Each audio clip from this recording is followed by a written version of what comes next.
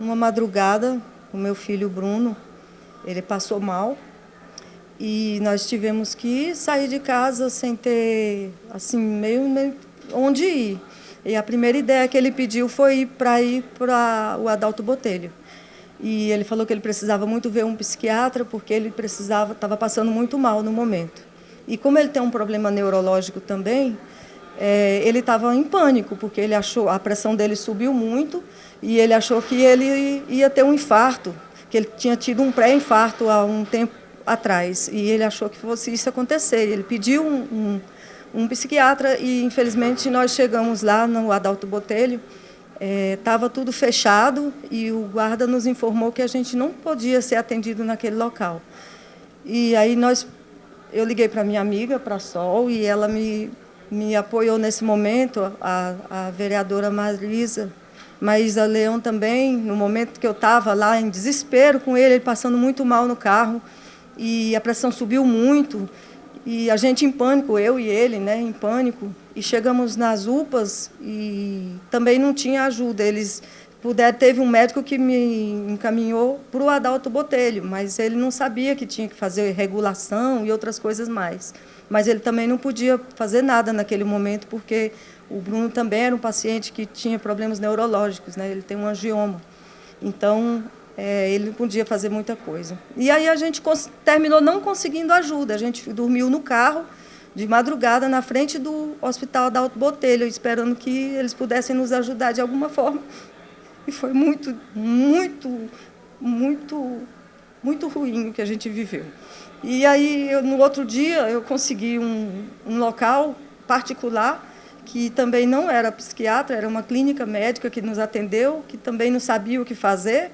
E terminamos voltando para casa e o Bruno passou mal novamente, ficou muito mal.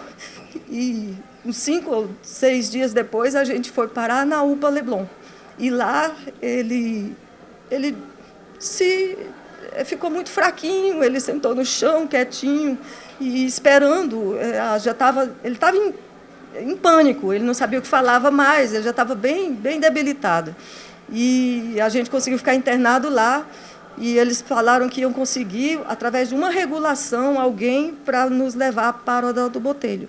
Mas a gente só conseguiu ir até o Adalto Botelho através de uma regulação, e, enquanto isso, foi um trauma dentro da UPA, porque a UPA não tem preparo nenhum. Os enfermeiros, eles não têm culpa deles não terem sabido nos ajudar, mas eles não têm preparação nenhuma, eles precisam muito da ajuda, precisam de palestras, de preparação nos cursos de enfermagem, porque foram pessoas que tentaram nos ajudar, mas, infelizmente, eles não tinham conhecimento de autismo.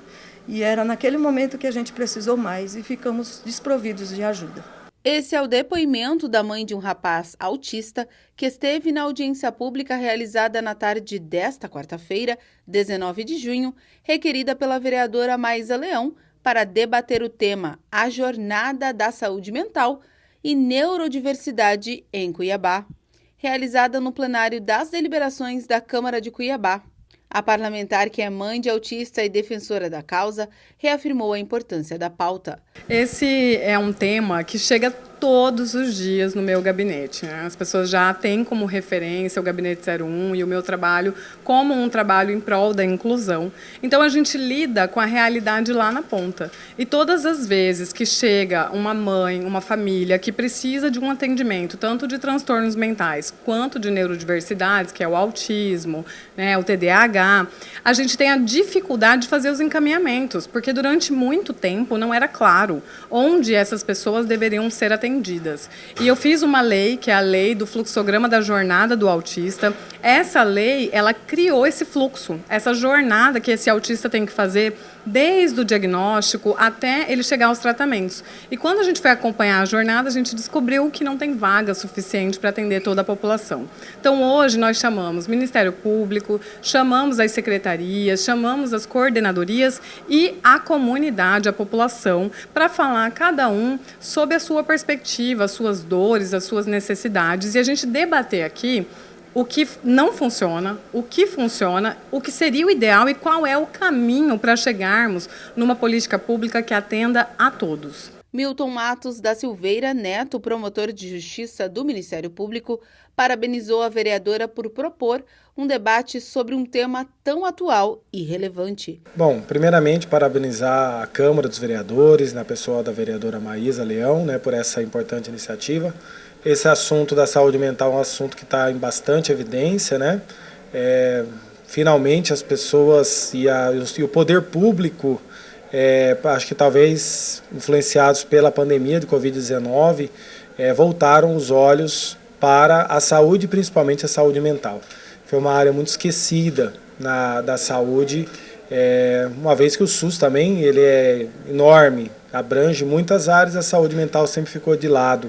E agora ela retorna com muita força. O que é importante, porque a pessoa sem saúde mental, ela não consegue fazer nada da vida, Mesmo aqueles que não possuem qualquer tipo de doença, se elas não estão bem psicologicamente, se elas não estão com depressão, estão com outros problemas associados, a vida dela e de todos ao seu redor tem uma piora na qualidade enorme. Então, esse debate, e aliado também, não podemos esquecer a questão do autismo, que hoje estima-se que 1 a cada 36 crianças já nasce com autismo, E quando a gente fala em autismo, a gente costuma associar com crianças, mas nós temos adolescentes, temos adultos autistas que têm mais propensão ao uso de drogas, à depressão, e ele precisa desse tratamento.